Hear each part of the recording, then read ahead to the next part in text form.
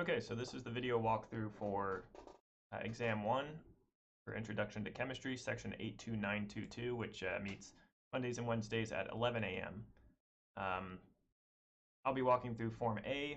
The questions on Form B are similar, but arranged obviously differently, so I'm only going to make one video for both Form A and Form B, so if they're out of order, it's because you have Form B. But it's all the same question. So let's start and just go through answer by answer. The first one is just something you had to learn, vocabulary, the branch of chemistry for those substances that don't contain carbon, that's inorganic. B. Number 2, this is scientific notation. This -5 immediately tells you it's a really, really small number, so it's not going to be A or D. And the 5 tells you you move this 5 places to the left, and that should give you answer C.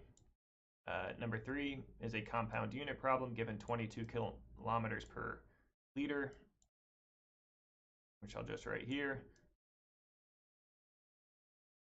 Put that in miles per gallon.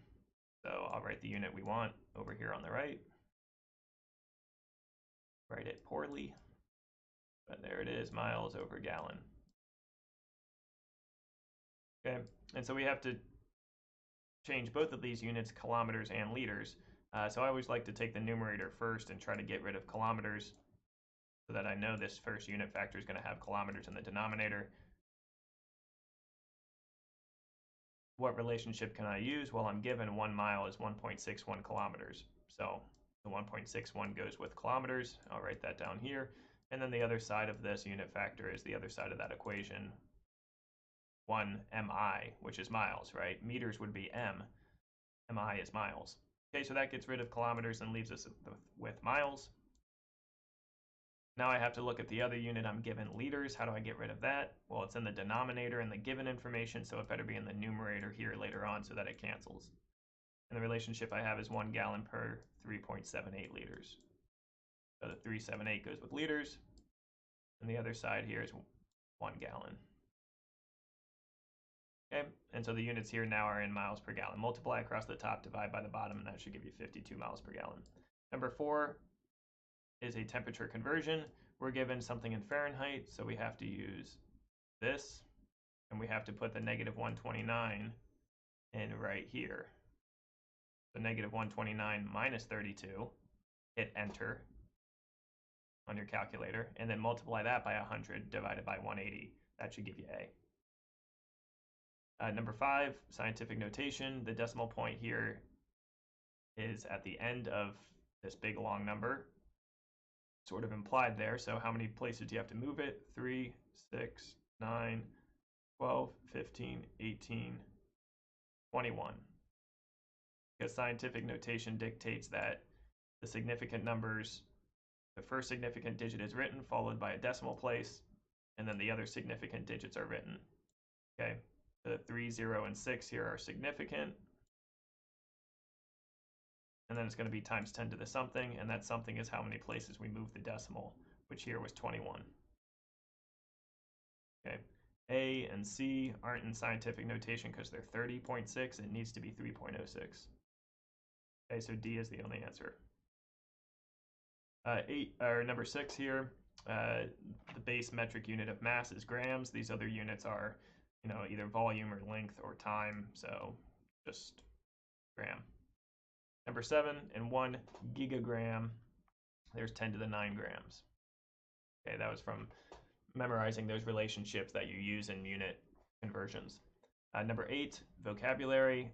We stressed in class that average corresponds to temperature, and average energy is the temperature. The temperature in this room is the average energy of all those molecules around us. Number 9 is sig figs. Okay, these trailing zeros at the end after a decimal do count. Okay, so this last 0 does count as significant, so that's 5 total, which is none of the above. 10, scientific notation. I like to type this out in my calculator, 155 times 10 to the -5th, right? Turning it into an ordinary number. 155, the decimal is implied here. -5th means I move it 5 places this way. or if you just type it in your calculator, it should spit out 0.00155. And now I have to put this in real scientific notation, which is take this decimal place and move it to the appropriate location before the first two significant figures, the 1 and the 5. And that's moving it 3 places, 1.55 times 10 to the negative 3. 11 is a metric conversion between centimeters and decimeters. You probably didn't memorize that relationship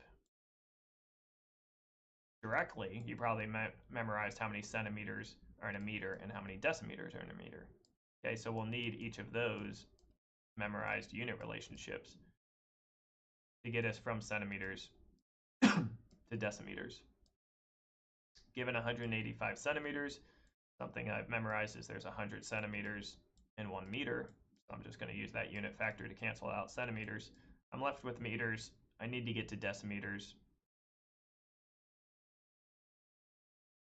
Okay, so what I've memorized about deci is that there's 10 decimeters in 1 meter.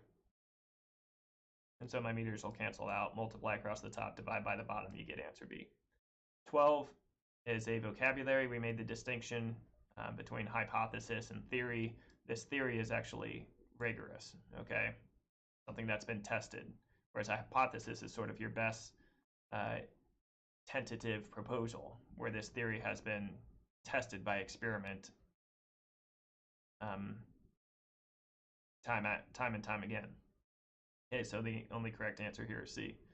13, I'm not going to go through because that was solved the same exact problem in the review session. As I told you, one of those problems from the review session would be on the exam. Here it is word for word. So go back and watch that exam review session if you need to know how to answer number 13.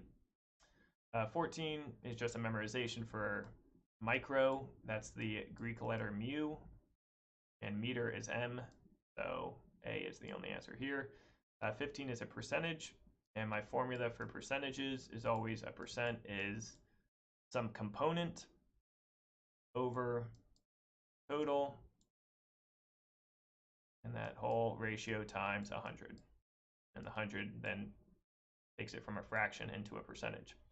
Okay, so what are the numbers given here? 75%, so write that next to percentage. And I'm asked for the mass of copper, a component in the coin. Okay, so my unknown here is the amount of grams of copper, abbreviated Cu for copper. The total mass here is the mass of the entire coin, 5.07 grams. Okay, so as long as you can set this up, it's now just algebra. Divide both sides by 100. We're trying to isolate this question mark grams copper. Multiply both sides by 5.07, so it cancels on the right. And hops up here on the left. And so 5.07 times 75 divided by 100 gives us our answer C. 16, going from kilometers to yards, also given this unit equation. So 10.0 kilometers. And I want this in yards.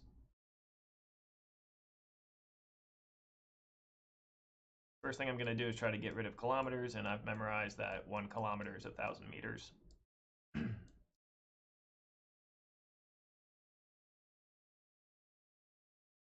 So that gets rid of my kilometers. And now I have this relationship given in the problem, meters to yards. So I'll get rid of meters here using that 0.914 meters. And in 0.914 meters, there's 1 yard. So my meters have canceled out. I'm left with yards. And multiplying across the top, dividing by the bottom, should give me 10,900. 17 is going from cubic centimeters to cubic inches.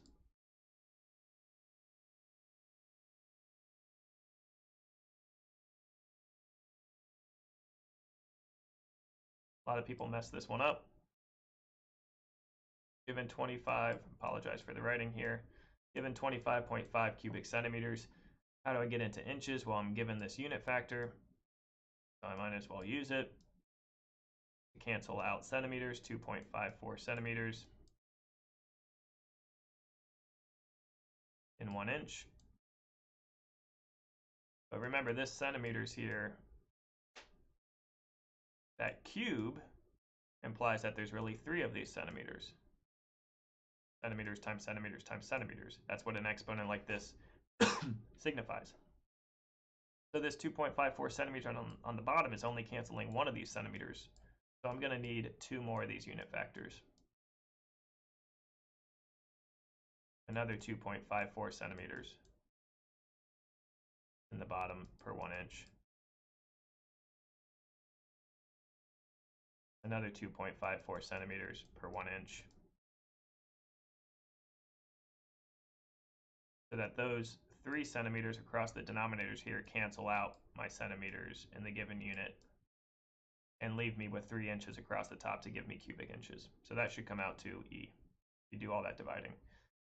Rounding in sig figs, round this to 3 sig figs. So I want to get rid of this last digit here since that's a 4th digit. And I want to round it to 35.3, but I have to look at that next digit. Is it a 5 or greater? Yep.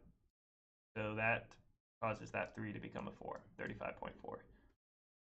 A. 19, you're given a density, you're asked for a mass, you're given a volume. So asked for a mass, clearly going to be in grams as all these units and the answers are grams. Okay, and now I have 2 bits of information. Which one am I starting with? Well, we've talked a lot about density being a unit factor. Okay, so I'm going to guess that this other piece of information, 10 milliliters, is what I'm starting with. And I'm going to use this density as a unit factor. And that unit factor suggests, well, I know I need milliliters on the bottom here to cancel the 10.0 milliliters. And the unit factor for density is grams over milliliters, and it's 0.714. That goes with the grams. Per milliliter implies it's divided by 1 milliliter. Okay, so just multiplying across the top should give me that 7.14 grams for D. 20. Okay, this one's a little tricky. It's rules of multiplication and division for sig figs.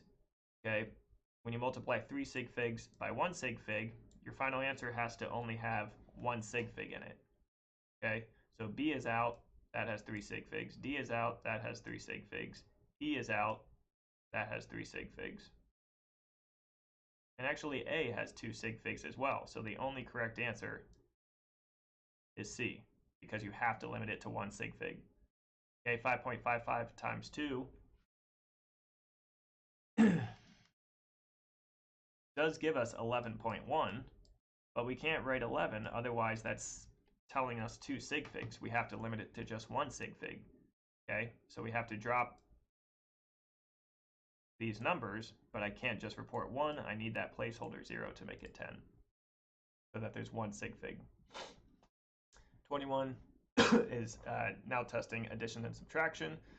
For that, you go out to the least number of decimal places. There's 1 in 25.5. There's 2 in 0.50. So I only report out to 1 decimal place.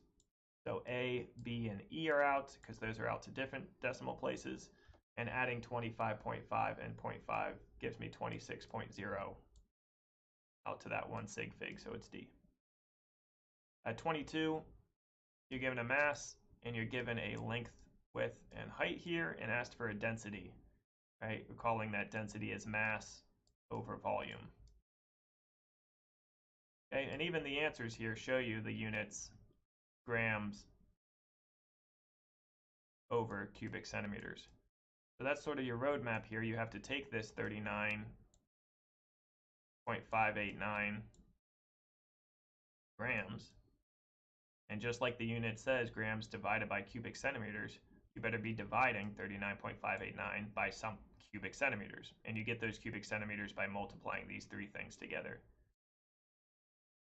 5.1 times 2.5 times 1.15 gives me 14.6625 cubic centimeters. And now taking this mass and dividing it by that volume I just solved for, 39.589 divided by 14.6625 gives me 2.70 grams. Okay, so those are all the questions on the exam. If you have more questions, go ahead and come to office hours and we can work through it. All right, bye.